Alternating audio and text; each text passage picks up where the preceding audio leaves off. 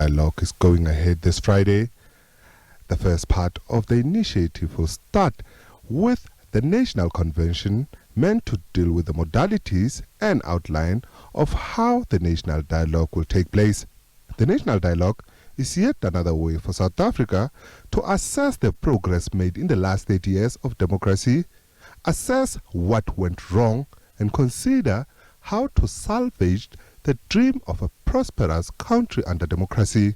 Hearing the call for an introspection as a country, President Cyril Ramaphosa gave substance to the proposal for a national dialogue, an idea sewn into the fabric of the Government of National Unity on its establishment in August 2024. Ways having dialogues is part of our DNA as a nation. But it hasn't been smooth sailing, and the lead-up came with hiccups along the way, including the preliminary 700 million rand price tag, which raised eyebrows. And now recently, the preparatory task team responsible for the readiness of the National Convention became divided on many issues.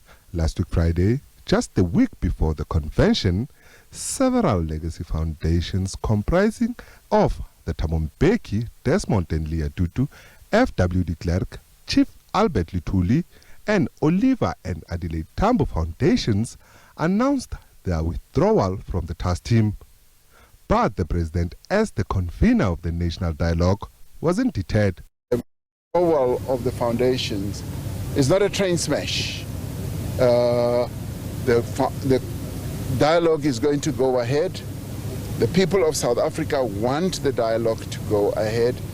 Forging ahead with the National Convention, the new steering committee, known as the Convention Organising Committee, has given the assurance that all is ready for the day.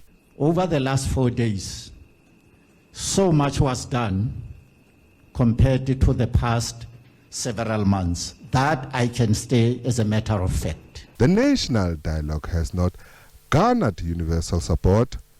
The process has been beset by challenges, and it's not only the legacy foundations that are dissatisfied with how things are. The second largest party in the Government of National Unity, the Democratic Alliance, has also pulled out. And the country is bleeding, and while our people are suffering, the government wants to now spend hundreds of millions of rands on a national dialogue. NEDLEC is positive about the initiative. We have systems in place as NEDLEC to make sure that all costs associated with any project we are involved with are accounted for.